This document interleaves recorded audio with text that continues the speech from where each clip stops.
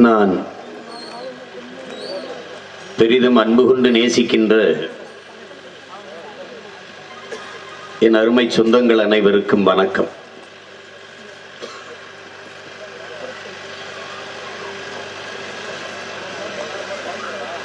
பெருமைகள் பல நிறைந்த இந்த திருவிழானை மண்ணிலே உங்கள் பிள்ளைகள்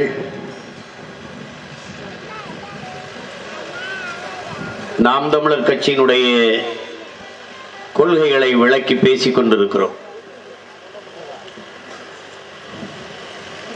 அண்ணல் காந்தியடிகள் 10 பாவங்களை பட்டியலிடுகிறார். அதில் ஒன்று கொள்கை இல்லாத அரசியல். அது பெரிய பாவம் என்கிறார்.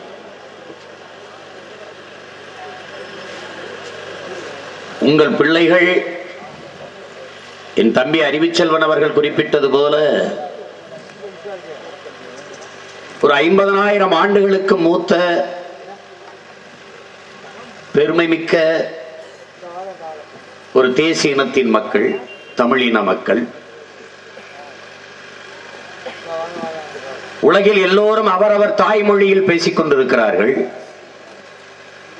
தமிழர்கள் அந்த மொழிகளின் தாய்மொழியில் பேசிக் கொண்டிருக்கிற பெருமைக்குரியவர்கள். உலகிற்கே அறிவியல், தொழில்நுட்பம், நாகரிகம், வேளாண்மை, பண்பாடு, கலை, இலக்கியம் எல்லாவற்றையும் கற்பித்துக் கொடுத்த ஒரு மூத்த குடி மக்கள்.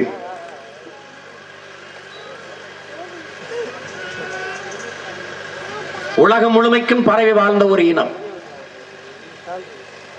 அமெரிக்க நாட்டினுடைய மொழியியல் ஆய்வறிஞர் பெருமைமிக்க பேராசிரியர் அலெக்ஸ் குலியர் சொல்லுகிறார், உலகில் எல்லோரும் பேசிய ஒரு மொழி தமிழ் என்று தன் ஆய்விலே நிறுவுகிறார். இந்த மண்ணிலே வாழ்ந்த மகத்தான பெருமகன் நமது ஐயா மொழி ஞாயிறு தேவினேய பாவாணர் தமிழ் 50,000 ஆண்டுகளுக்கு மூத்தது என்று தன் ஆய்விலே நிறுவுகிறார். மதம் பரப்ப வந்த கால்வெல் போப் என்ற அந்த மாமனிதர் ஆதிகளில் காடுகளில் மனிதர்கள் வாழ்ந்து பிறகு நகரங்களை நோக்கி நகரத் தொடங்கிய போது அவர்கள் பேசிய மொழியில் இருக்கிற எழுத்து வடிவமும் ஒளி வடிவமும் இன்று வரை தமிழில் இருக்கிறது என்று அவர் சொல்லுகிறார்.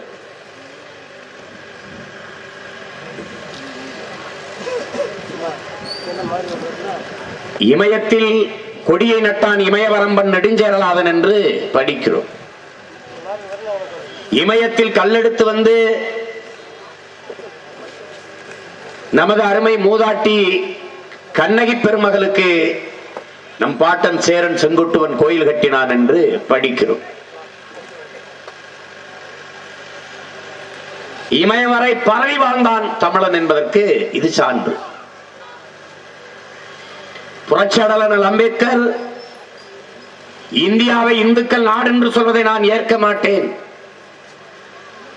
இந்த நாட்டை இந்த நிலத்தை சொந்தம் கொண்டாட ஒருவனுக்கு உரிமை இருக்கிறது என்றால் அது தமிழர்களுக்கு மட்டும்தான் இருக்கிறது என்று பதிவு செய்கிறார்.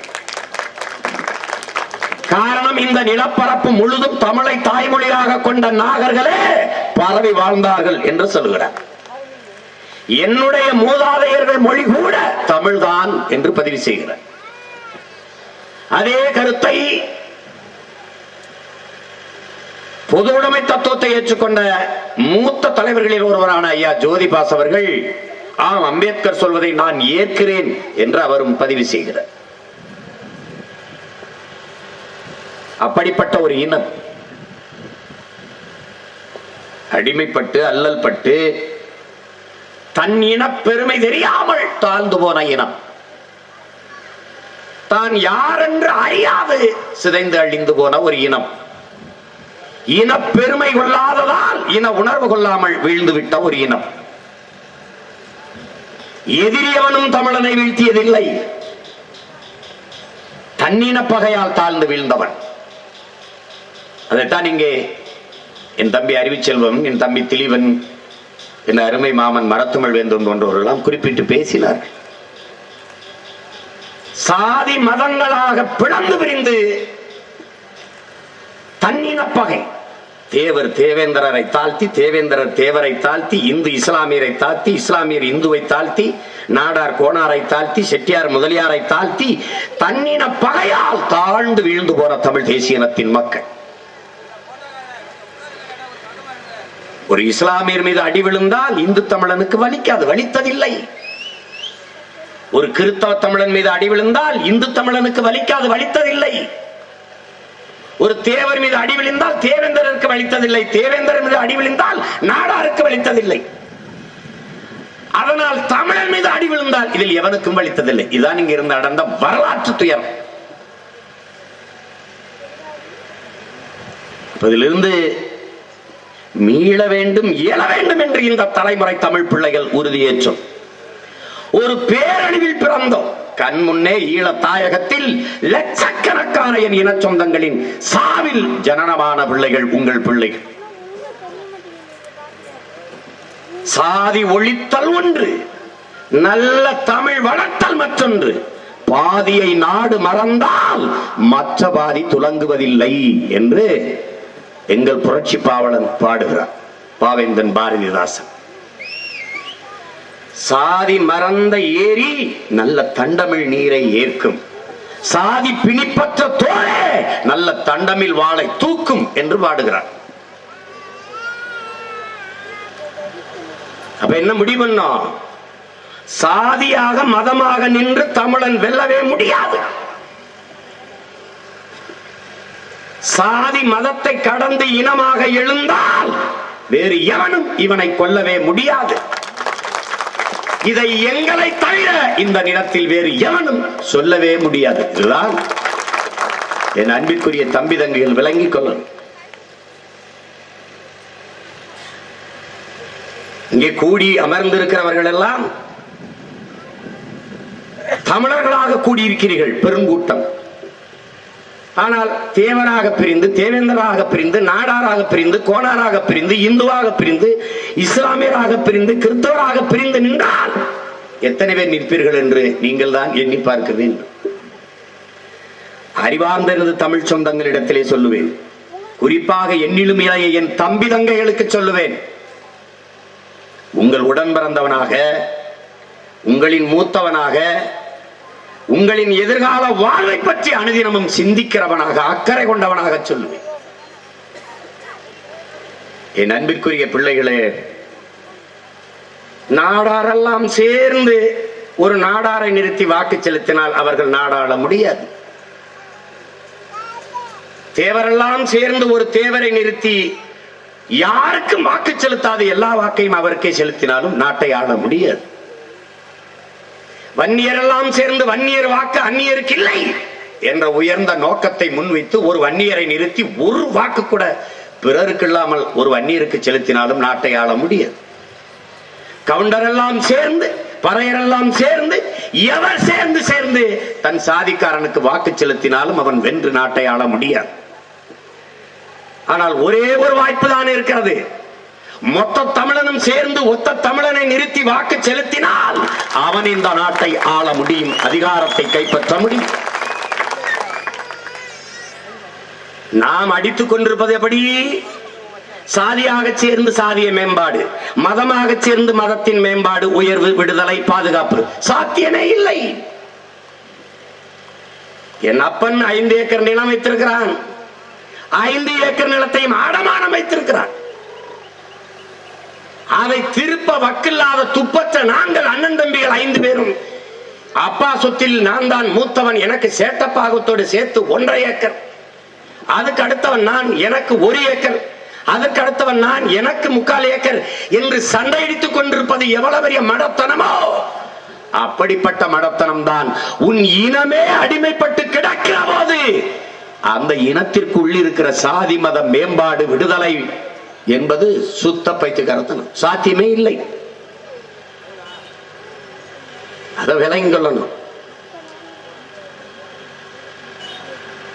என்னடா அவங்க கொள்கை வச்சிருக்க போறாங்கன்னு நினைக்கிறீங்க? ஒண்ணுதான்,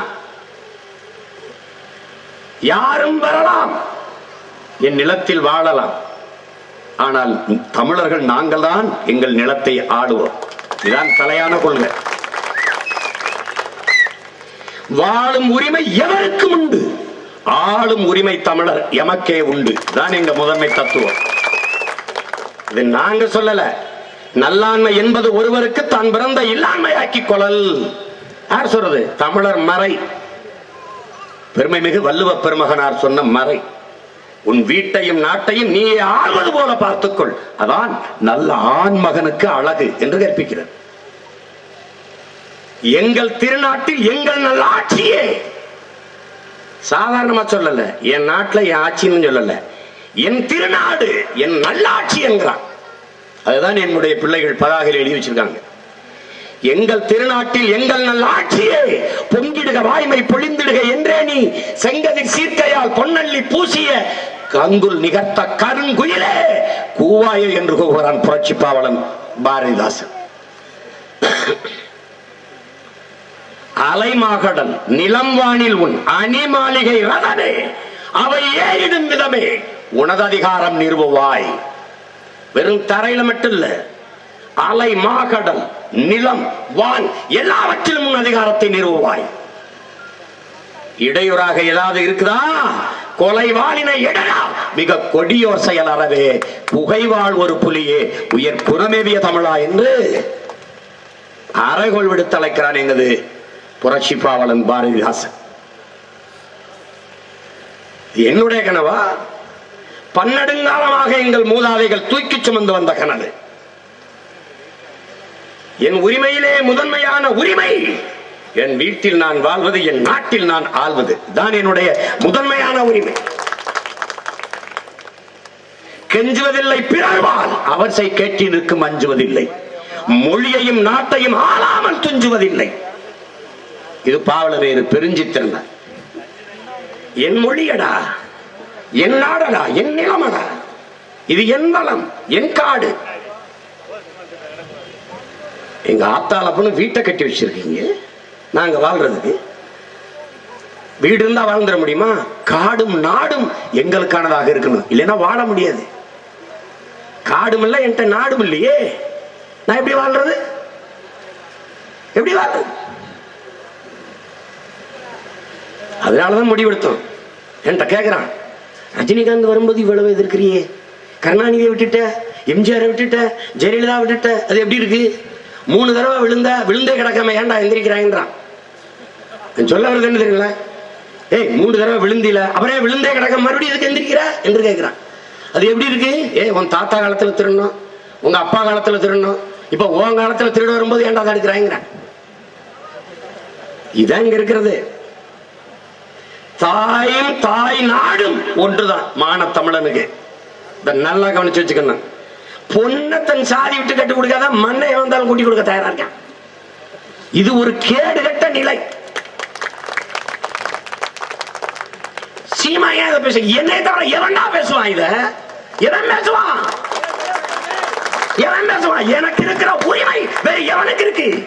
எனக்கு இருக்கிற அக்கறை வேற எவனுக்கு இருக்கு? எனக்கு இருக்கிற பற்று பாசம் யாருக்கு இருக்கு? யாருக்கு இருக்கு? என் ஆத்தாள் அப்பன்னு செத்தா நான் உளமாறாடுவேன், ஊரா ஒப்பு கடுவான். அதை கவனிச்சுக்கணும். பிரிட்ஜோ செத்தான், நான் உளமாறாடுவேன், என் தம்பி செத்துட்டான்னு. மத்தவன் ஒப்பு கழுவான். நம்ம அப்பன் செத்துட்டா ஆத்தாவை கவனி, மூளையில உட்கார்ந்து மூக்க சிந்திச்சு வெடிச்சு அலமாட்டா, புலம்புவா. இந்த மனுஷன் இந்த பிள்ளைகளை விட்டுட்டு போயிடுச்சு, எம்பிட்டு கடனை எவன வாங்குச்சு, எங்க கொடுத்துச்சு, இந்த பிள்ளைகளை எப்படி நான் படிக்க வச்சு கரை சேர்த்துவேன் அப்படின்னு புலம்புவா. அவளுக்கு எதிர்காலத்தை பத்தி கவலைப்பட்டுக்கிட்டு இருப்பா, இந்த மனுஷன் இப்படி விட்டு போயிடுச்சேன்ட்டு. உளமாறாடுவா உன் தாய் உன் தகப்பன் மரணத்திற்கு. ஆனா ஊர்ல இருந்து கேதங்க வரவே பேருந்து நிலையத்துல இறங்கி அங்கேயே முக்காட போட்டு அழுது வருவான். ராசாய் ஜிமையில் இல்லாத அழுது வருவா. அங்க வந்து பார்க்கும்போது பக்கத்து வீட்டுக்காரி கட்டின பட்டுப்புடைய பார்த்து நல்லா இருக்குல்ல இந்த புடவைன்னு இருப்பா. அவ ஒப்பு கழுவா. ஊளமாற அழுபவன் ஒருவனும் இல்ல, உங்கள் பிள்ளைகள் எங்களை விட்டார். அதை கவனத்தில் வச்சுக்கணும்.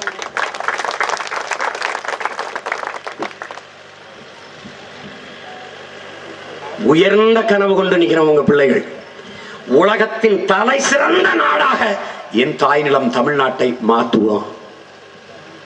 சின்ன சின்ன பசங்க உட்கார்ந்து இப்படி பேசிட்டு இருக்காங்கன்னு நினைக்காதீங்க. ஆளுகதான் சின்ன ஆளுக, கனவும் கடமையும் பெருசு, ரொம்ப பெருசு. நெஞ்சுக்குள்ள இருக்கிற காயமும் பெருசு. நீண்ட காலமாக தூக்கி சுமந்து வந்த துயரம், நீண்ட காலமாக என் இனம் பட்டு வந்த அவமானம். இன்னைக்கு நேத்து இல்ல, யார் யாரோ ஆண்டுட்டான்ல இந்த நாட்டை. ஒரு 5 ஆண்டு உங்க பிள்ளைகிட்ட கொடுத்து பாருங்க, கொடுத்து பாருங்க. நீ தண்ணிக்கு போராட போறியா, இல்ல பேருந்து எதுக்கு போராட போற? கல்விக்கு போராட போறியா, ஹைட்ரோ கார்பனுக்கு போராட போறியா, எதுக்கு போராட போற? மீனவர் படுகொலை. நான் தான் சொல்றேன், என்னை முதலமைச்சராக உட்காரவை. சிங்கள என் மீனவனை தொட்டுட்டான்னா காலையில் கையெழுத்து போட்டு பதவி விட்டுக்கலாங்க. என்ன போட்டு உட்கார சொல்லி பாப்போம். சங்க அறுத்து போட்டுவேன் நடுக்கடலின்னு அவனுக்கு தெரியும். நீ நெஞ்சுக்கிட்டு இருக்க, தொட முடியாது. நான் முதலமைச்சராக உட்கார்றது எங்க ஆத்தாளக்காரன் தாலி இருக்கிறத பாக்குறதுக்கு நினைக்கிறேன். நீ 870 பிணம்னா அத்தனையும் படி வாங்கித்தான் வீட்டுக்கு போவேன். நான் என்ன நீ இந்த நெஞ்சம் முழுதும் வஞ்ச வச்சிருக்கேன், பழி தீர்க்காம போக மாட்டேன். எவ்வளவு கத்தி, எவ்வளவு கதறி, எவ்வளவு அழுகை, எவ்வளவு அவமானம், லட்சக்கணக்கான பிணத்தை பார்த்தவங்க நாங்க. இப்ப நினைச்சுக்கிட்டு இருக்காங்க எல்லாரும் பல்லாங்குழி ஆடி கிட்டிக்கம் பிடிக்கிற கோழி குண்டு அடிக்கிற பசங்க எல்லாம் கூடி நிக்கிறாங்கன்ட்டு. உலகத்தையே புரட்டி போட வந்த ஒப்பற்ற புரட்சியாளர்கள் நாங்க. நாங்க இவங்களை பார்த்து அரசியல் செய்ய வரல. பாலுக்கு அழாத குழந்தை, கல்விக்கு ஏங்காத மாணவன், வேலைக்கு அலையாத இளைஞன், இதுதான் என் கனவு இந்தியா என்ற புரட்சியாளன் பகத்சிங்கின் பாதையில் பயணிக்கிற பிள்ளைகள். ஒருவன் காலில் விழுந்துதான் எனக்கு வாழ்க்கை என்ன, எழுந்து நின்று இறந்து போவேன் என்ற புரட்சியாளன் சேகவேராவின் பாதையில் பயணிக்கிற பிள்ளைகள். அஞ்சுவதும் அடிபணிவதும் தமிழன் பரம்பரைக்கே கிடையாது. சரணடைந்து வாழ்வதை விட சண்டையிட்டு சாவது மேலானது என்ற முழக்கத்தை வெண்மைத்த புரட்சியாளன் பிரபாகரனின் பிள்ளைகள். இந்த கொள்ளக்கார பைய, இந்த கொலகார பையில கூட்டத்தை பார்த்து அரசியல் செய்ய நீங்க நினைக்க கூடாது. காலுக்கு செருப்பும் இல்லை, கால் வயிற்றுக்கு கூலும் இல்லை, பாலுக்கு உழைத்தோமடா தோளா, பசையற்று போனோமடா என்று பாடிய ஒப்பற்ற புரட்சியாளன் ஜீவானந்தத்தினுடைய பேரன்கள். நல்லா கவனிச்சு வச்சுக்கணும். சிங்காரவேலரின் வாரிசுகள். நான் அம்மா அல்லாஹ் என்று அழைப்பதற்கு முன்பே அம்மாவென்று அழைத்தவன். இஸ்லாம் என் வழி, இந்த தமிழே என் மொழி என்ற முழக்கத்தை வைத்த கண்ணியமிக்க பெருந்தகை காகிதம் இல்லத்தின் வாரிசுகள்.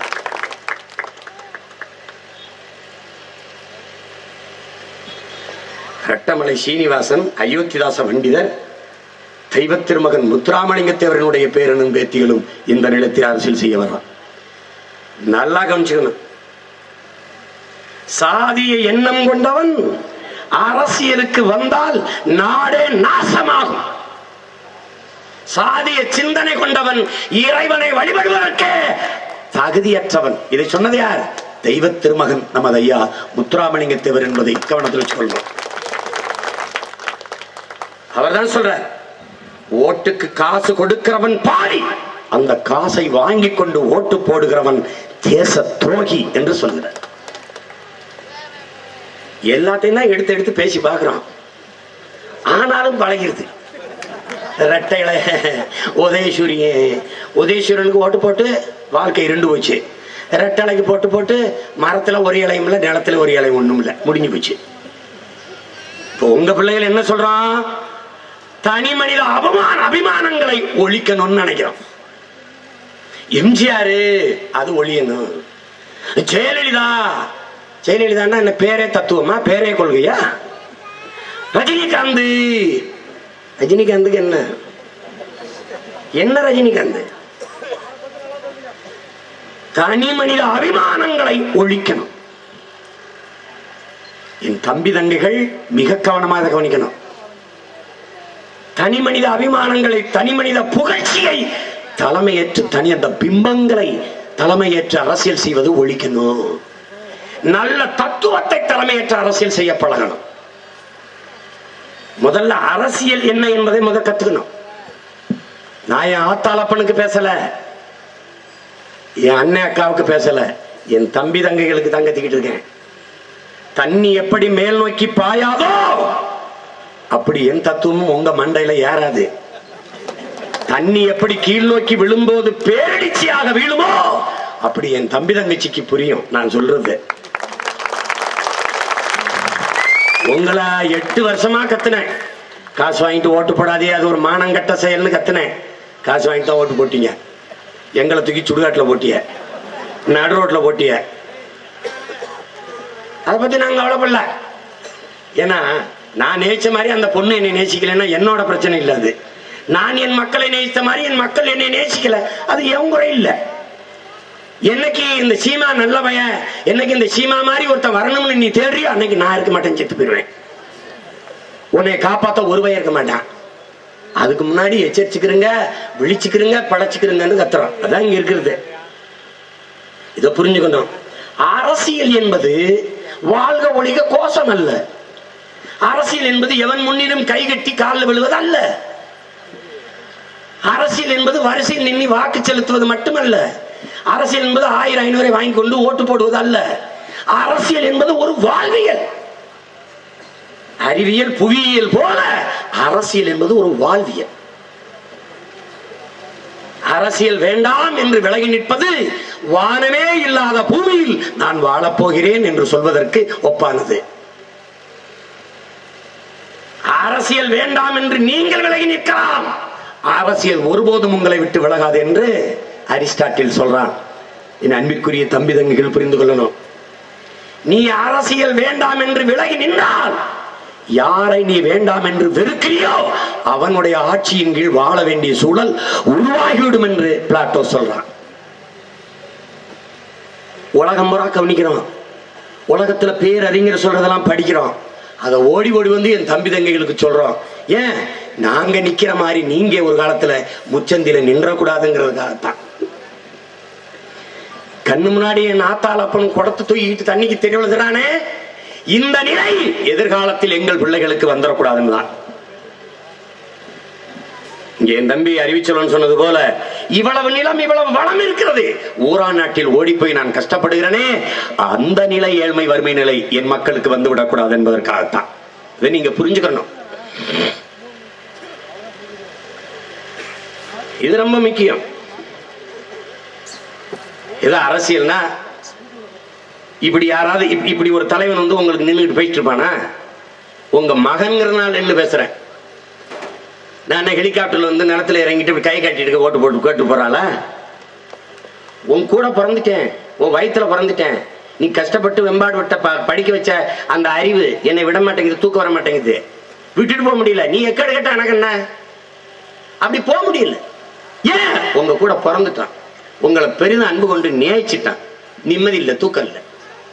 என் நாடு நாசமாகுதேன்னு, என் வீடு கெட்டு போச்சேன்ட்டு, என் எதிர்காலத்தில் என் பிள்ளைகள் எப்படி வாழும்ட்டு எல்லாம் நினைக்கிறான். நம்ம தான் வீடு கட்டிட்டோம், கார் வச்சுட்டோம், பிள்ளைய படிக்க வச்சிட்டோம், நல்ல பொண்ணை கட்டி வச்சிட்டோம், பேங்க்ல வங்கியில பணத்தை போட்டோம், வாழ்ந்துருவானா? வங்கியில பணம் போட்ட வங்கி வட்டி தரும், சாப்பிட ரொட்டி தருமா? அது யார் தருவா? யார் தருவா? கார் இல்லாம உன் புள்ள வாழ்ந்துருவேன், நீரும் சோறு இல்லாம வாழ்வானா? அது யார் தருவா? யார் தருவா? 1 கோடி கார் இருந்தாலும் இப்ப பாக்குறேன் தெருவுக்கு தெரு ஒரு புதுசா ஒரு வண்டியை தயார் பண்ணிட்டாங்க. 5 குடத்தை வச்சுக்கிட்டு தண்ணி எடுத்துட்டு வருது. தேவை கண்டுபிடிக்க வச்சிருச்சு. ஊருக்கு தண்ணியை தேடி ஓடி இருக்கான் கற்கால மனிதர்கள் போல. உங்க பிள்ளைய முதலமைச்சர் ஆக்கி விடுங்க, வீட்டு வாசல கொண்டாந்து தண்ணி ஊத்திட்டு போவேன். நான் விளையாட்டு சொல்றேன்னு நினைச்சுட்டு இருக்கீங்க. மண்ட சின்னது, கனவு ரொம்ப பெருசு. ஆல்பர்ட் ஐன்ஸ்டீன் சொல்றான், உன்னால் சுமக்க முடியாத அளவிற்கு பெரும் கனவை சுமந்த நில். உன் எதிர்காலத்தை பற்றி பெரிய கனவை சுமந்த நில்லுன்னு. அதான் உலகத்திலே எல்லாவற்றை விட பெருசுறாங்கிறான். அப்படிப்பட்ட கனவு. பசிங்கிற வார்த்தை எல்லாம் ஒழிச்சிருவேன். பசி, பஞ்சம், ஊழல், லஞ்சம், கொலை, கொள்ளை, சாதிய இழிவு, தீண்டாமை, அடக்குமுறை, ஒடுக்குமுறை, மது, மத போதை, பெண்ணிய அடிமைத்தனம் எதுவுமே இருக்காது. உனக்கு சாதி மதம் பற்றி பேச நேரம் தர மாட்டேன். இருந்தா தானே பேசிட்டு இருப்ப நீ. அதுக்கே நேரம் இருக்காது. எல்லாருக்கும் வேலை, உழைக்காம ஒருத்தனுக்கும் சோறு இல்லைன்னு சட்டம் போட்டுருவேன். நீ உட்கார்ந்தெல்லாம் சாப்பிட முடியாது, உட்கார்ந்தெல்லாம் சாப்பிட முடியாது. நீ அதுக்கு வந்து 60 வயசுக்கு மேல போயிடணும். வயசாயிருச்சு பேசாம இருங்கன்னு.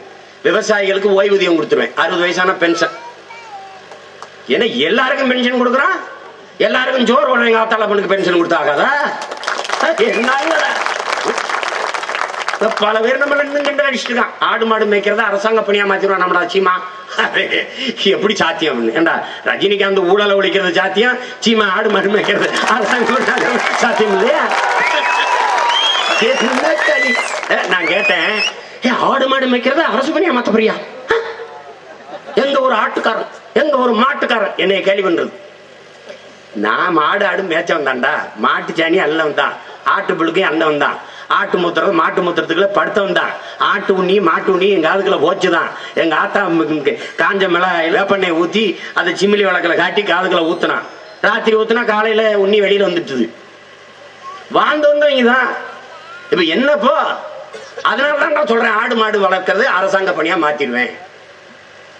எல்லாருக்கும் வேலை இருக்குல்ல. இப்ப திருவிடானையிலே ஒரு பண்ணையை போடுவேன். 200-300 ஏக்கர் எடுத்து மாடு ஆடு வளர்க்குறது, நாட்டுக்கோழி வளர்க்குறது, பட்டுப்பூச்சி வளர்க்குறது, மீன் வளர்க்குறது, நெசவு செய்யறது. இந்த பனை மரத்தை வச்சு உலகத்தே இப்ப என் பக்கம் திரும்பறனால என் பாருங்க. இப்ப பாட்டு இங்க பாருங்க, நல்லா கவனிங்க. இவன் என்ன எப்படி கேள்வி பண்றான்னு தெரியுமில? ஆடு மாடு வளர்க்கறது எப்படியா? நான் கேட்டேன், டாஸ்மார்க்ல சாராயம் ஊத்தி கொடுக்குறவன் அரசாங்க பண்ணி பார்க்கலாம், ஆடு மாடு மேய்க்கிறவன் அரசாங்க பண்ணி பண்ணிடக்கூடாது. இங்க பாருங்க, ஆடு மாட்டுக்கு ஊசி போடுறாருல டாக்டர், வெட்டினரி டாக்டர், அவர் கவர்மெண்ட் எம்ப்ளாயி. ஆனா ஆடு மாடு மேய்க்கிறவன் கவர்மெண்ட் எம்ப்ளாயா இருக்கக்கூடாது. உலகம் பூரா ஆடு மாடு தாண்டா மேய்ச்சிட்டு இருக்கான்.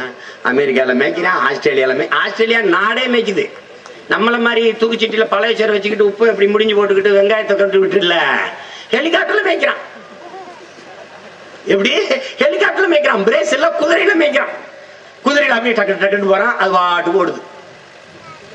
நானும் மேய்ப்பேன், நீ பாரு எப்படி மேய்க்கிறேன்ட்டு. நவீனமா கம்ப்யூட்டர்ல மேய்ப்பேன்.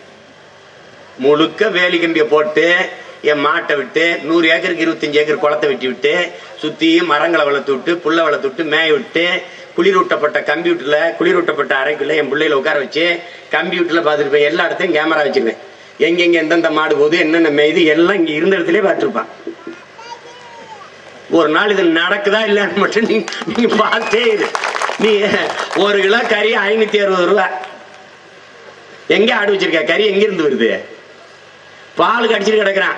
பால் குடிக்காத இந்த கூட்டத்துல யாரு? எங்க மாடு? மாடு எங்க ஆந்திராவில இருந்து வருது பால். ஏன் நான் ஆடு மாடு வளர்க்கறதுல என்ன பிரச்சனை? எனக்கு ஒன்னும் அவமானம் இல்ல. ஆடு மாடு வளர்ப்பது அவமானம் அல்ல, வெகுமானம், வருமானம். மாசம் 15,000 ரூபாய் சம்பளம். உனக்கு அந்த 15,000 நீ செலவு பண்ணி காட்டின்னு பாப்போம். ஏன்? நான் தான் ஜோர் போட்டுவேன். விவசாயம் நானே பண்ண போறேன். அரசாங்க தொழிலா மாத்தி நானே விவசாயம் செய்வேன். நானே இந்த பனை இருக்கு, சும்மா கிடக்கு, ஆம்பட்டையும் எடுப்பேன். பனை உரிமையாளர்கிட்ட கொடுத்து பனையை வாங்குவேன். என்ன பண்ணுவேன்? பதநீரை இறக்கி கருப்பட்டியை காய்ச்சுவேன், கல்லை இறக்கி கருப்பட்டியை காய்ச்சுவேன். பதநீர்ல காய்ச்சற கருப்பட்டி 350 ரூபா, கல்லுல காய்ச்சற கருப்பட்டி 500 ரூபா. ஏன்? பதநீர்ல சுண்ணம்பு தைக்கிறான், அதுல கொஞ்சம் செயற்கை ஆயிருதான், கல்லு முழுக்க முழுக்க இயற்கையா, அதனால அந்த கருப்பட்டி விலை அதிகம். எங்க? அமெரிக்கால. இவன் இந்த வெள்ளை சக்கரை சாப்பிட்டு நோய் வாங்கி சாகுறான். நான் கருப்பட்டியை கொண்டு வருவேன், ரேஷன்ல வெள்ளை சக்கரை எடுத்துருவேன், வெள்ளை சக்கரைக்கு தடைய போடுவேன். கட்டாயமா நான் சாப்பிட்டு ஆகணும்னா கூட வரிய போடுவேன். நீ சாகுறதுன்னு ஆயிட்டில, எனக்கு வரிய கட்டிட்டு செத்துப்போ. நான் உனக்கு கரும்புல இருந்து காய்ச்சற மொந்த வெள்ளம் தாரேன், நாட்டு சக்கரை தாரேன், இந்த கருப்பட்டி இருக்குது, அதுல பனங்கற்கண்டு இருக்குது, இதை போட்டும் காப்பி குடி, இதை போட்டும் பால் குடி, நல்லா தான் இருக்கேன், கொண்டு வந்து கொடுப்பேன். கருப்பட்டி காய்ச்சுவேன், பனையோட கொட்டான் செய்வேன், பனை நாரில் பொட்டி செய்வேன், எல்லாத்தையும் இது பண்ணுவேன். சீன பாய், சீன கொட்டான், சீன கிளுகள் இப்போ ஆட்டினா நல்லா வருது, சீன பாயில படுத்தா தூக்கம் வருது, ஏன் பாயில படுத்தா கனவு வராது. அவனுக்கு செய்ய ஆள் இல்லை, செய்ய ஆள் இல்லை. வந்தவொடனே சாராய கடை இழுத்து மூடிடுவேன். பனம்பால் தெண்டம்பால் மூலிகை சாறு குடிச்சு கண் திறந்து விட்டுருவேன். நம்ம பார்க்குற கல் குடிச்சவனும் செத்தது இல்லை. உலகத்துல எந்த போதை குடிச்சவனும் வேணாம்னு சொன்னதில்லை, குடிச்சிட்டே இருப்பான் மட்டையாகி மயங்கி விழுகிற வரைக்கும். கல் குடிச்சவன் 2 செம்புக்கு மேல போதும்னுவான். ஏன் குடிக்க வச்சு பாரு, குடிக்க வச்சு பாரு.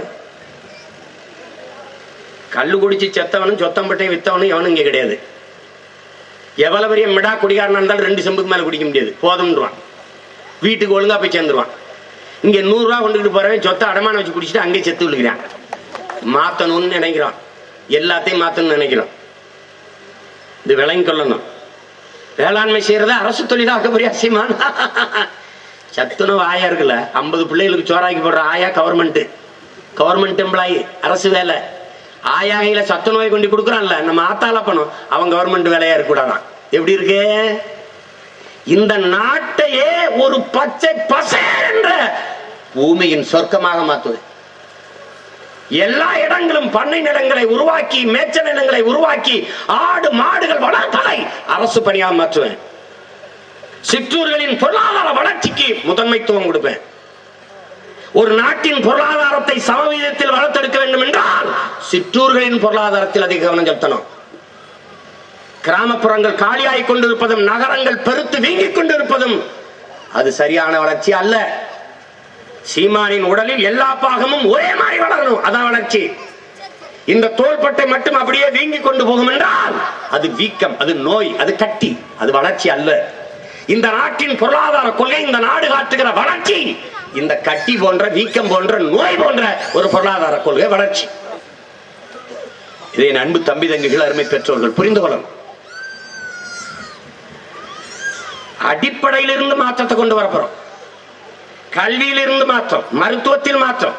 கல்வியும் மருத்துவமும் அனைவருக்கும் சரியாக, சமமாக, தரமாக, இலவசம். எங்க அப்பத்தாவுக்கு உட முடியலையா, 1 கோடி நாள் நான் செலவு பண்ணுவேன் அரசு. ஏன்னா எங்க அப்பத்தா, உனக்கு புரிஞ்சுக்கிறதுன்னு நினைக்கிறேன். கல்வி மானுட உரிமை, அதை கொடுக்க வேண்டியது அரசின் கடமை. அதை நமது அரசு, உங்கள் பிள்ளைகளின் அரசு, நாம் நிறுவப் போகிற அரசு செய்யும்.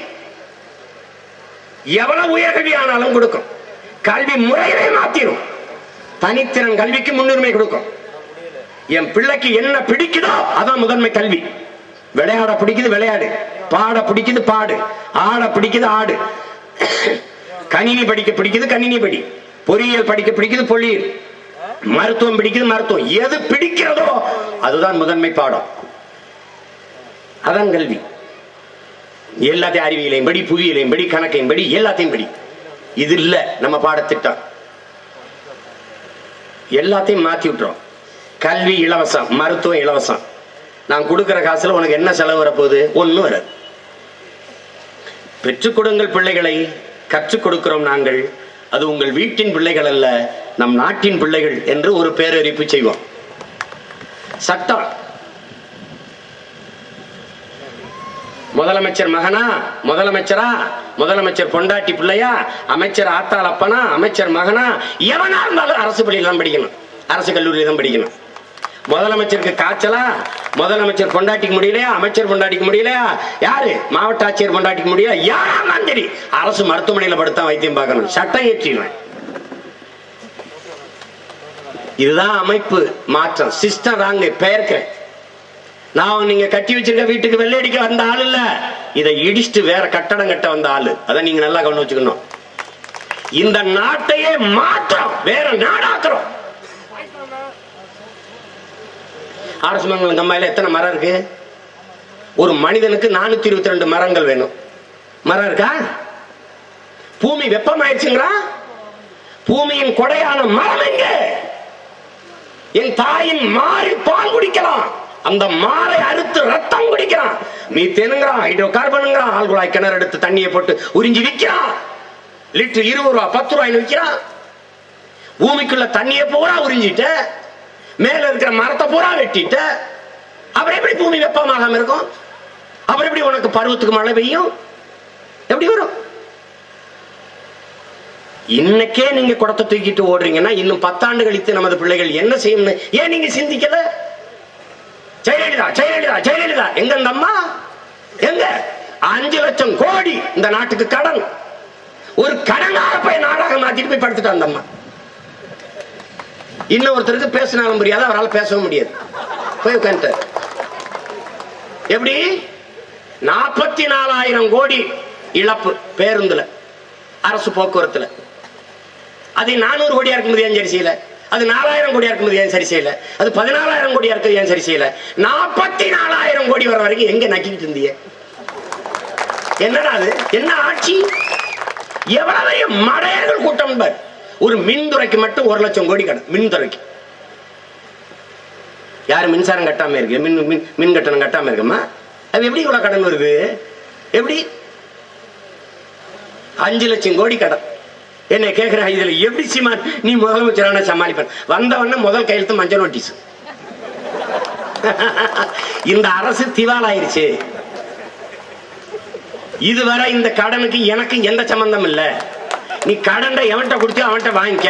வேணா எங்க புதைச்சிருக்குன்னு சமாதி முகவரி வேணா தாரேன், போய் வசூலிச்சுக்க.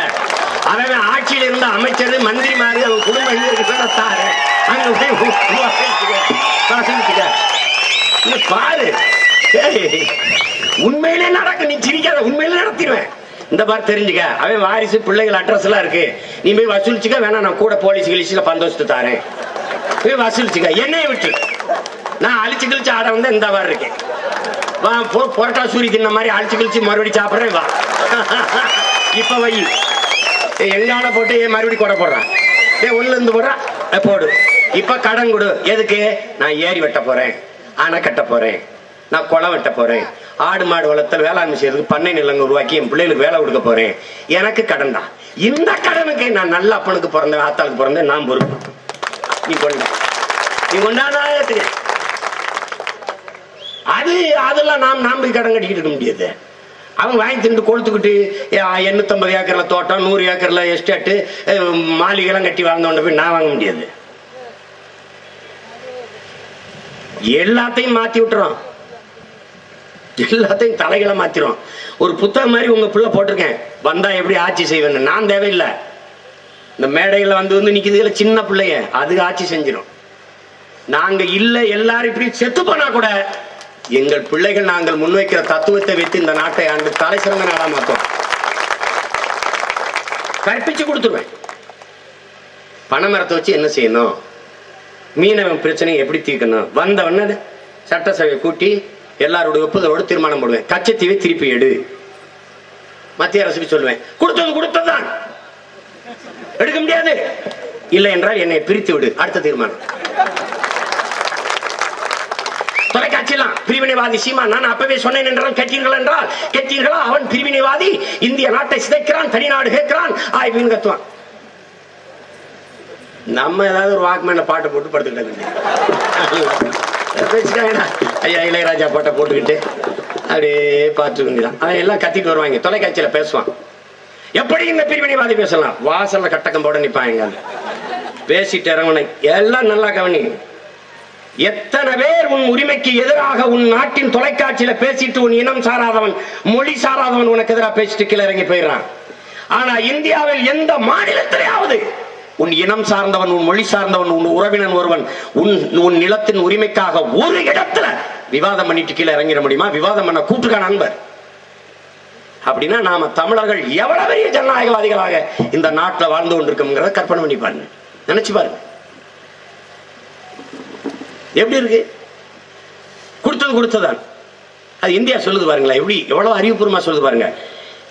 கச்சத்தீவு எப்போதும் இந்தியாவிற்கு சொந்தமாக இருந்ததில்லை. இது முதல்ல வரி.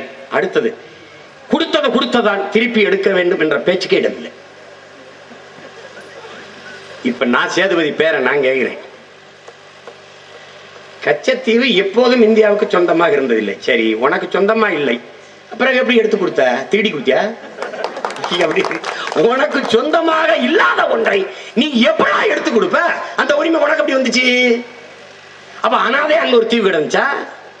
அது யாருடையது? எங்க பாட்டன் சேதுபதி மன்னனுடைய சொந்த நிலமடா. நீ எடுத்து என் இனப்பகவன் சிங்களனுக்கு எப்படி கொடுத்த? என் தாய் நிலத்தை எடுத்து என் நாட்டோடு இணை என்று சொல்கிற நான் பிரிவினைவாதி, கொடுத்ததுதான் என்று பேசுகிற நீங்கள் தேசியவாதியா என்று கேட்கிற ஒரு ஆண்மகன் இல்லாதனால ஆட்டம் காட்டுறான். சரி, நான் முதலமைச்சராகி வந்த பிறகு கச்சத்தீவுல திருவிழா நடக்கும்ல, அது எப்படி நடக்குதுன்னு மட்டும் ஒரு தடவை பாருங்க. என்ன பாடுபடுறான் சிங்கள இந்த சீமான்டா சிக்கிக்கிட்டு மட்டும் நீங்க என் தம்பிகள் குறிச்சு வச்சுக்கிறீங்க. அவனுக்கு தெரியும். தெரியாமலா ஜெயலலிதா அம்மையார பெங்களூர் சிறையில் அடைச்சிட்டான். கர்நாடகாவில் லட்டு கொடுக்குறான், அங்க சிங்களத்திலையும் கொழும்புலையும் லட்டு கொடுக்குறான். அப்போ ஒரு எதிர்கட்சி தலைவன் சொல்றான், ஜெயலலிதா குரல் மௌனம் ஆயிடுச்சுன்னு கொண்டாடாதீங்க, ஆபத்தான ஒருத்தன் மேல ஏறி வந்துகிட்டு இருக்கான்.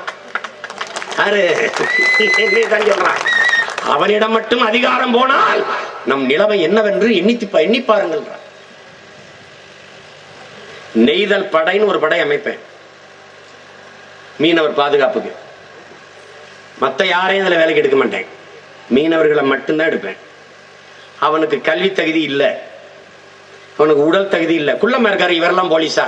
குள்ளமா இருந்தாலும் போலீஸ். அவனுக்கு படகு ஓட்ட தெரியும், நீச்சல் தெரியும், அதுவே தகுதி, சேர்த்துருவேன். ஸ்பெஷல் ட்ரைனிங் கொடுப்பேன், சிறந்த பயிற்சி கொடுப்பேன், நல்லா சாப்பாடு போடுவேன், மாசம் மாசம் சம்பளம் கொடுத்துருவேன். ஒவ்வொரு படகுலையும் 4 வரை ஏத்திடுவேன். நெய்தல் படை நல்ல சீருடைய ஊதா வண்ணத்தில் கொடுத்து ஏறி உட்காரு. என்ன நீ ஃபண்டு கொண்டு போறியோ சாப்பாடு கொண்டு போறியோ எனக்கு தெரியாது, நான் கொடுக்குற குண்டை கொண்டு போடான்டுவேன். நல்ல கையெறி குண்டை வச்சு விட்டுருவேன். வச்சு விட்டு நல்ல ஸ்டன் கன் AK-47 மாதிரி நல்ல துப்பாக்கியில் உள்ள கொடுத்து வச்சிருவேன். டேய் தொட்டானா தூக்குடான்டுவேன். மீனவனை சுத்தி அடிச்சான்னு வச்சுக்க தூக்கிடுவான். நடுக்கடல்ல வெடிப்பான் சிங்கலன். இன்டர்நேஷனல் இஷ்யூ ஆக்கிடுவேன் ஒரே நாள்ல. இல்லையா அப்படி கடலை அடிச்சாங்க அப்படின்னு. வா வா உட்காரு வந்து பேசுவா. எத்தனை நாளா என்னை ஆட்டம் காட்டான், எத்தனை நாளா சுட்டுக்கிட்டு இருந்தா, அப்ப எங்க போன அப்படின்னா மோடி பேசாம போயிடுவாரா? எவர் பிரதமர் இருந்தாலும் பேசாம போயிடுவாரா? சிங்களம் இப்படித்தான் ஆட்டம் காட்டுவானா? உன் நாட்டு மக்களின் படகை வாங்கி கொடுக்க முடியல, பார்த்து வச்சுக்கிட்ட அந்த படகை திருப்பி வாங்கி கொடுக்க முடியல. நீ எதுக்காக போர்க்கப்பல் அவனுக்கு பரிசு கொடுக்கிற? பல ஆயிரம் கோடிக்கு போர்க்கப்பல் பரிசு. யாரோட சண்டை போட போறான் அந்த போர்க்கப்பலை வச்சு? இதை கேட்டுக்கணுமா இல்லையா ஜெயலலிதா? இதை கேட்டுக்கணுமா இல்லையா கருணாநிதி? யாருக்காக போர்க்கப்பலை கொடுக்குற நீ? அப்போ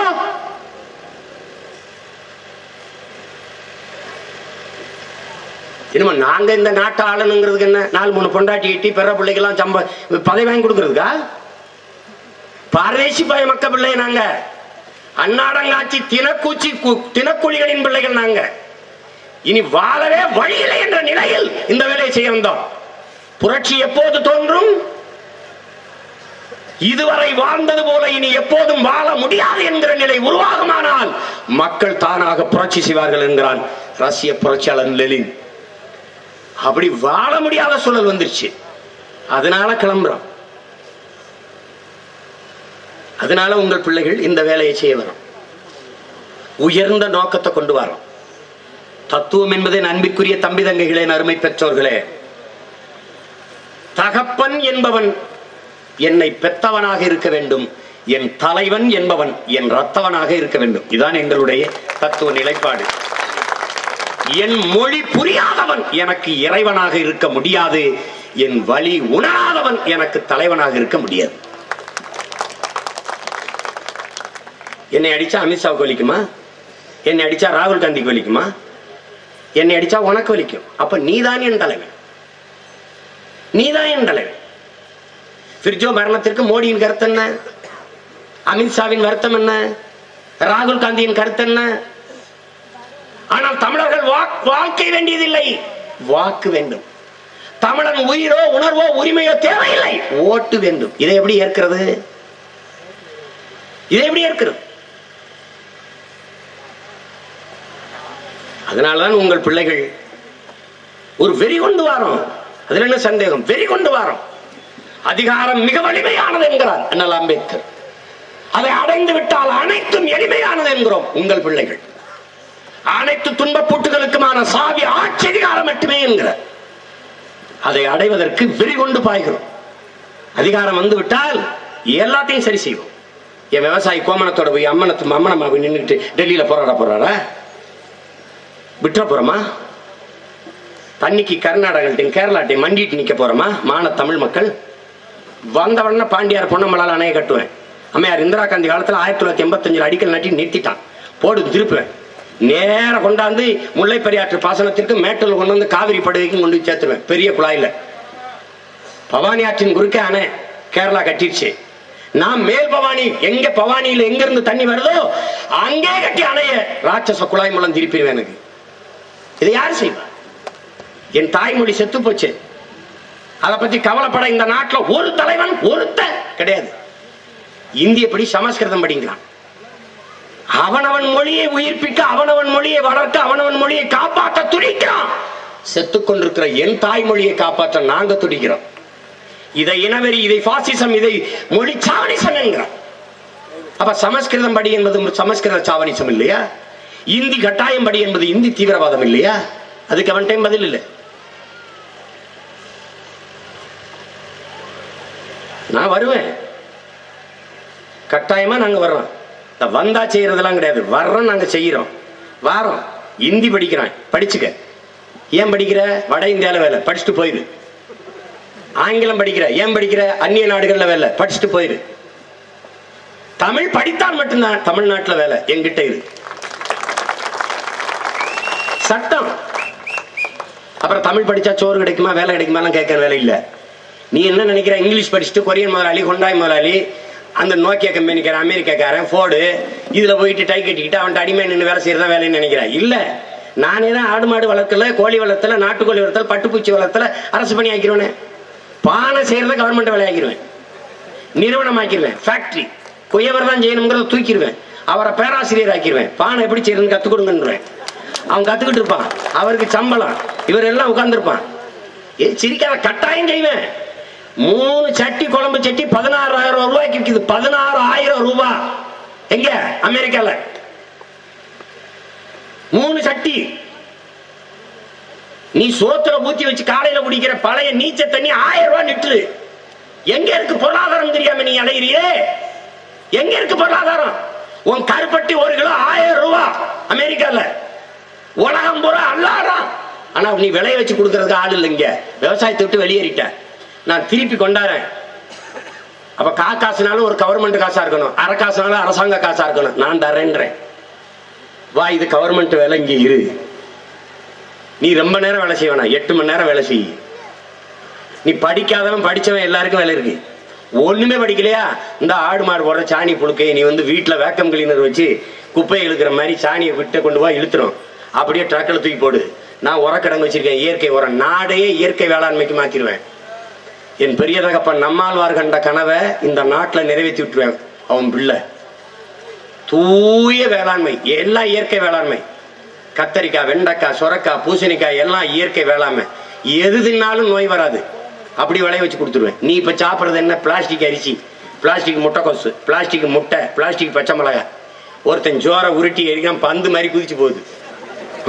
தம்பிகள் வச்சிருப்பீங்க, பகிரியில பார்த்துருப்பீங்க, வாட்ஸ்அப்ல. பச்சை மிளகாய் ஒருத்தன் பிரிக்கிறான், பிளாஸ்டிக். முட்டையை ஒருத்தன் உடச்சி ஊத்துறான், முட்டை ஆம்லெட்டு என்ன பிரிக்கிறான், பிளாஸ்டிக். நீ 50 மூட்டை அரிசி வாங்கு, அதுல ஒரு 20 மூட்டை பிளாஸ்டிக் அரிசியை போடுவான். சாப்பிடு செமிக்க அது செத்து போயிருவேன். எல்லாம் பிளாஸ்டிக்ல வந்துருச்சு. பிளாஸ்டிக்ல பாடை வந்துடும், ஏறி படுத்துக்க போயிரு, முடிஞ்சிரு. எவனும் இதை பத்தி நம்மளை பத்தி கவலைப்பட மாட்டான், கவலைப்பட மாட்டான்.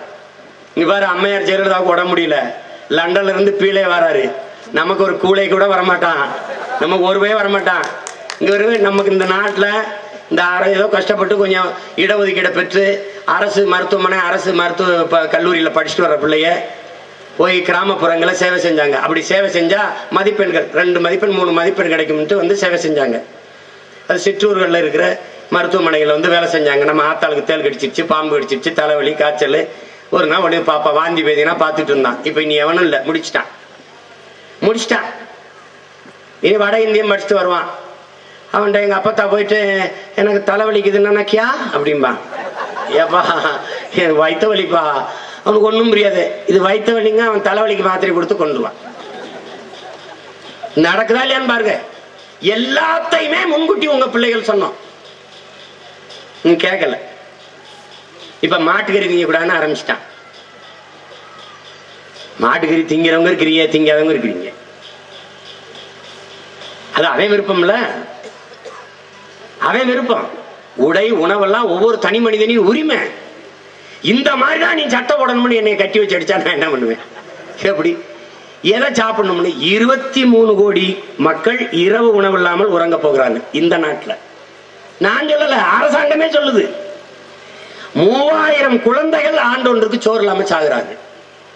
பல லட்சக்கணக்கான குழந்தைகள் ஊட்டச்சத்து இல்லாமல், சத்துணவு இல்லாமல், பூஞ்சை நோயால சோகை விட்டு போய் கிடக்க, அப்படியே சோகையா கண்ணெல்லாம் பஞ்சடைஞ்சு போய் கிடக்குறாங்க.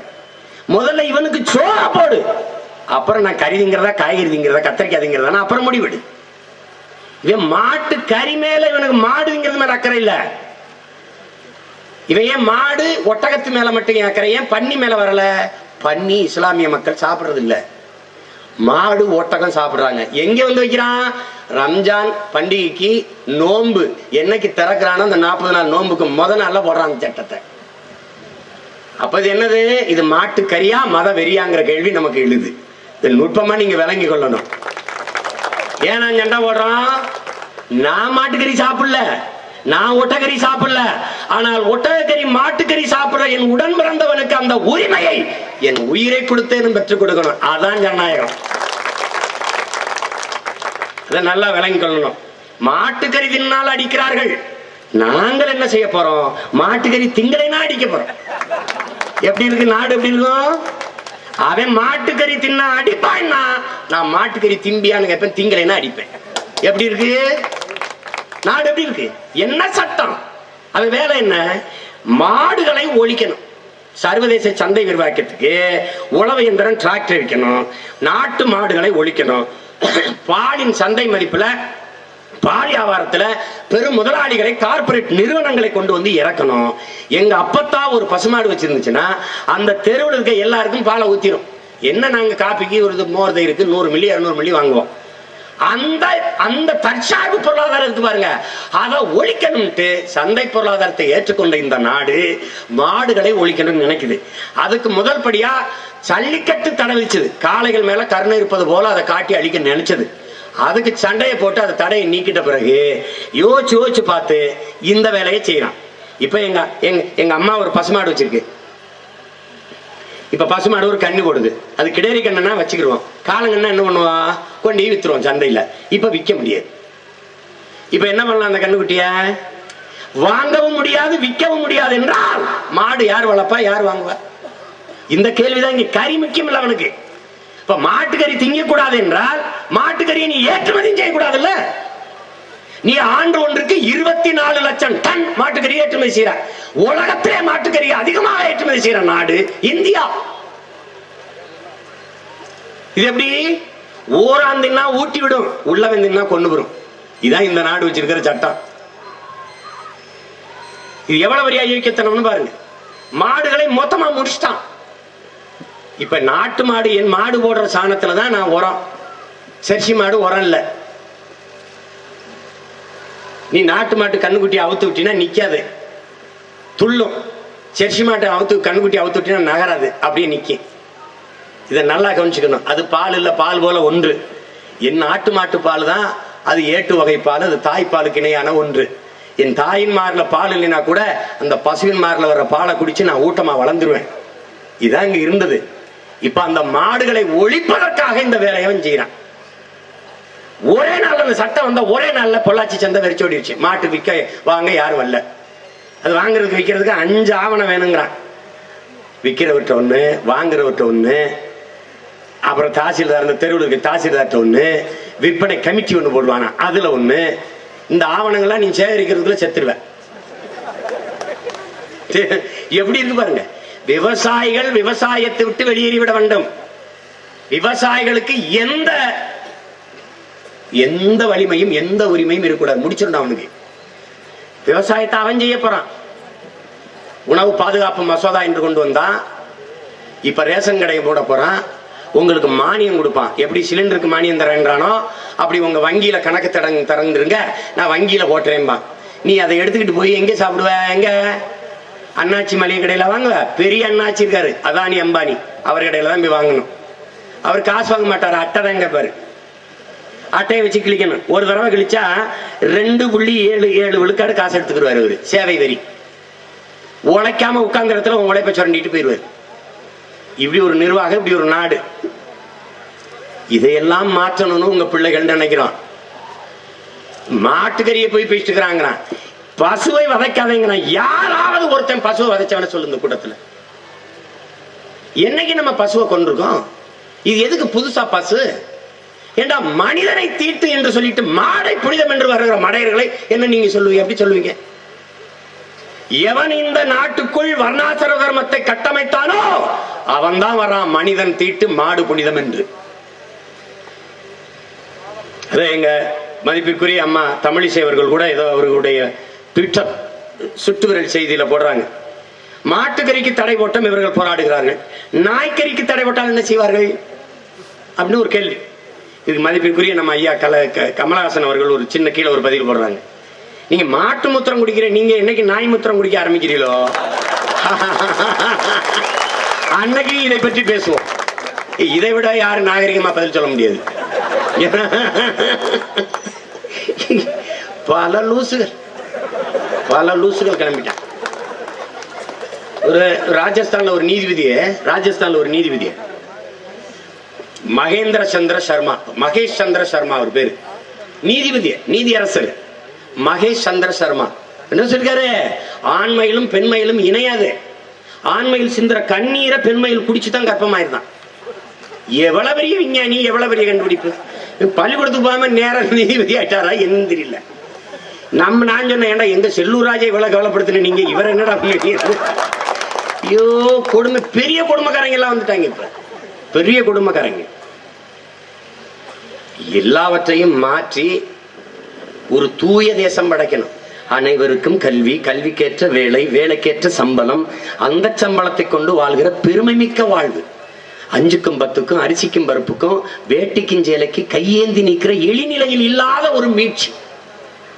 சீமான் கையேந்தினா பிச்சை, நாம எல்லாரும் சேர்ந்து கையேந்தினா இலவசம். இது எப்படி இருக்கிறது? அது ஒரு தன்மான இழப்பு. ஒரு மிக்சி வாங்க முடியாது,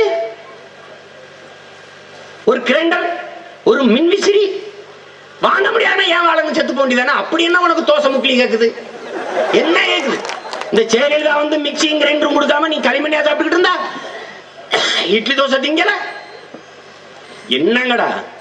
எங்க அப்பத்தா வாக்கப்பட்டு வரும்போது கொண்ட தோசைக்கல்ல எங்க அம்மா சுட்டு என் தங்கச்சி கொடுத்து விடுது இரும்புல. அந்த காலத்துல இருந்து கத்தரிக்காய 2 வெட்டோம், உருளைக்கிழங்கு 2 வெட்டி எண்ணெயை தொட்டுப்படி கிறுக்குன்னு தேய்ச்சி தோசை ஊட்டி சாப்பிட்டு போனோம். நல்லா தான் இருக்கும் ஜாகல. நான் ஸ்டிக்குங்கிறான், குக்கருங்கிறான், மக்கருங்கிறான், என்னங்கடா? அப்புறம் கொஞ்ச நாள் கழிச்சோன்னா இந்த ஸ்டிக்கர்ல சாப்பிடாதீர்கள், புற்று வரும். அதுதான்டா அண்ணன் சொல்லிட்டு இருக்கோம், ஒன்னொன்னா திடீர்னு டிவி திறக்க முடியல, திறந்தானா என்ன ஈர்களில் ரத்தமா? ஆமாம் ஆமாம். ஒருத்தன், உங்க பேஸ்டில் உப்பு இருக்கா? உப்பு இருக்காவா? அட பாடி, உங்க பேஸ்டில் நீம் இருக்கா? வேப்பலை இருக்காமா? வேப்பலை இருக்கா? உப்பு இருக்கா? கறி இருக்கா? அதை வச்சு தானடா ரொம்ப நாளா பல் விளக்கிட்டு இருந்தான். அதை பறிச்சுக்கிட்டு தானடா இதை கொண்டாந்து கொடுத்தீங்க. இப்ப ஈர்களில் ரத்தமா? இப்ப கறி வச்சு விளக்கு, வேப்பங்குச்சி வச்சு விளக்கு, உப்பு வச்சு விளக்குன்னு முட்டா போய் பாதி பேருக்கு பல்லு கொட்டி கிழவன் ஆயிட்டான். சாம்பு வந்துச்சு, மொட்டையாயிருச்சு. அன்னைக்கு அரைப்படுத்துருச்சு. எங்க தாத்தா 90 வயசுல கொண்டா போட்டு தெரிஞ்சாரு, காதல கடுக்கனை போட்டு. 5 வயசுல கண்ணாடி போடுது பிள்ளை. அன்னைக்கு 90 வயசுல போறவன் யாரா முனியனா அப்படின்னு இருந்தான் தாத்தா. எல்லாம் முடிஞ்சு போச்சு. எல்லாவற்றையும் மாற்றணும். அரசியல்னா அதுதான் அரசியல். சாதி மத அரசியலை நாங்க வெறுக்கிறோம், ஏற்கல. ஏன்?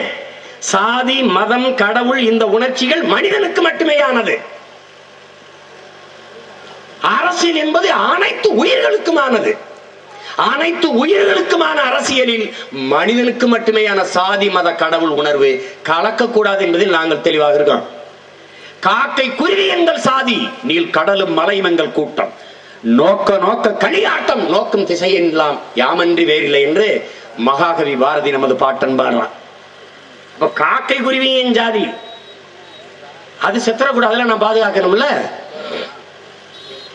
ஏன் அது சாகாம பாதுகாக்கணும்? அது செத்தா நான் செத்துருவேன், அதனால அதை பாதுகாக்கணும். அது ரொம்ப முக்கியம். காக்கை செத்தா சிட்டுக்குருவி செத்தா என்ன சீமான், நமக்கு அதுக்கு என்ன சம்பந்தம்னு. காக்கை இந்த இருக்க வேப்ப மரம், இந்த காய் இருக்கு, பிஞ்சு பிஞ்சு காயெல்லாம் இருக்குது. இதுக்கு கீழே பலாயிரக்கணக்கில் முத்து விழும் பழுத்து. ஒரு வேப்பங்கன்னு முளைச்சு காட்டிருங்களே பாப்போம், முளைக்காது. அப்ப மைனா, காக்கை, வவ்வால் அந்த பழத்தை சாப்பிடணும். சாப்பிட்டு அது கழிவா போட்ட பிறகுதான் அது முளைக்கிற திறனையே பெறுது. இது இயற்கையின் விதி.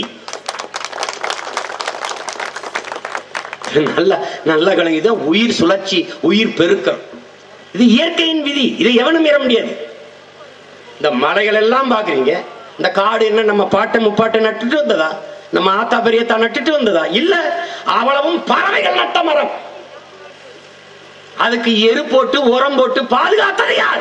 சிங்கம், புலி, கரடி, யானை, பூனை, மயில், எல்லாம்.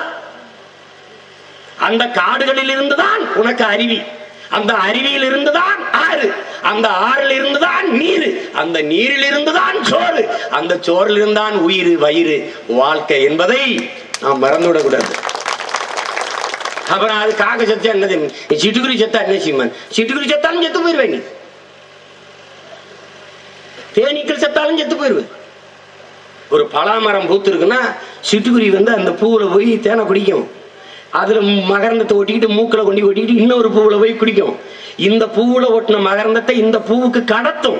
அப்பதான் அது சூழ் கொண்டு கரு கொண்டு காய்க்கும். இது விதி. முதல்ல இதை படித்துக் கொள்ளணும். இதுதான் அரசியல், இதுதான் அறிவியல். இது தெரியாம கருணாநிதி வாழ்க, ஜெயலலிதா வாழ்க, ரஜினிகாந்த் வாழ்க, அதெல்லாம் அரசியல். அவன் வாழ்வான், நீ செத்துருவ, நீ செத்துருவ. அதை புரிந்து கொண்டேன். அன்பிற்குரிய பெற்றோர்கள், அருமை சொந்தங்கள், நான் வந்து தலைவனா இங்க எவன் வரல. உங்க பிள்ளைகளா, உங்க பேரங்களா, உங்க உடன் பிறந்தவர்களா வந்து நிக்கிறான். இவ்வளவு உரிமையோடு அக்கறையோடு எவனும் பேச மாட்டான். அதை கவனத்துல வச்சு கவனிக்கணும். என்ன பேசுறாங்க பிள்ளைகள்னு கவனிக்கணும். எவன் பேசுவது சரியா இருக்கும்னு பார்க்கணும். யாரிடத்தில் நாடு இருந்தால் நாடும் நாமும் நலமாக நிம்மதியாக வாழ முடியும் என்று சிந்திக்கணும். தேடணும். என் அன்பு தம்பி தங்கைகள், தேடணும். இந்த நேரத்தில் இந்த கோயிலுக்கு இந்த நாளில் போனால் நல்லது நடக்கும் என்று தேடி தேடி போகிறீர்கள். இன்னைக்கு சனீஸ்வரனுக்கு போகணும், இன்னைக்கு முனீஸ்வரனுக்கு போகணும், இங்க மாரியாத்தாவில விளக்கத்தணும். இதை தேடுவதை போல உங்கள் எதிர்காலத்திற்கான தலைவர்களை, அரசியலை தேடுங்கள். அது ரொம்ப முக்கியம்.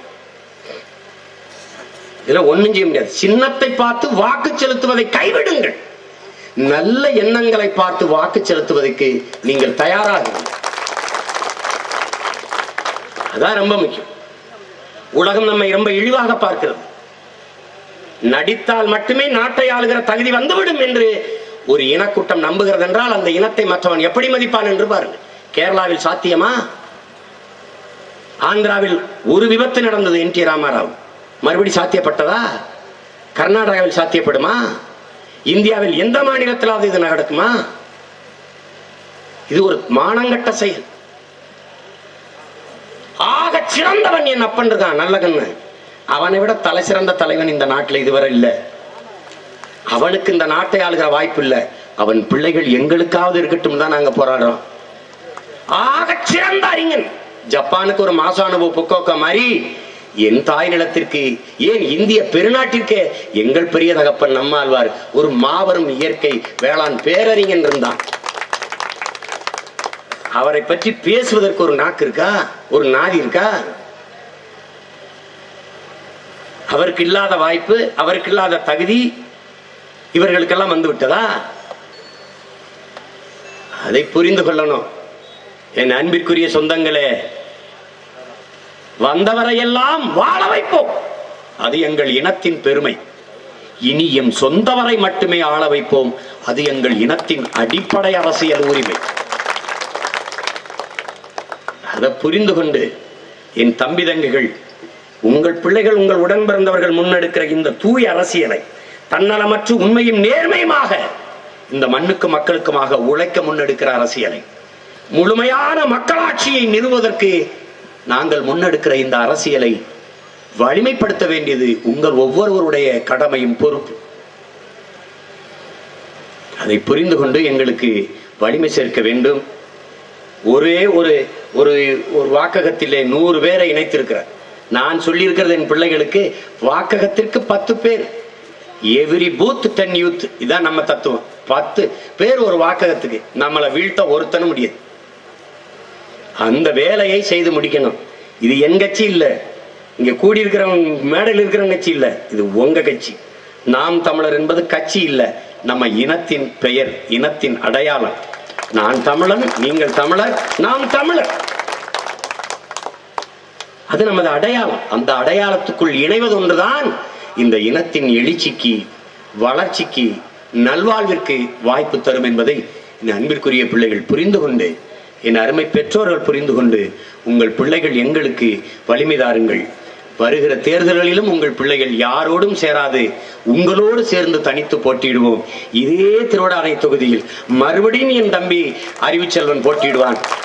நீங்கள் என்றைக்கு எங்களுக்கு வாக்கு தந்து வெற்றியை தருகிறீர்களோ அன்று வரை நாங்கள் போராடி கொண்டே இருப்போம். தோற்கடித்த நீங்கள் எங்கள் தோளில், உங்கள் தோழிகளில் தூக்கி வைத்து கொண்டாடுகிற காலம் விரைவிலே உருவாகும். அதுவரை அயராது உழைத்துக் கொண்டிருப்போம் உங்கள் அருமை பிள்ளைகள். நன்றி, வணக்கம். நாம் தமிழர்.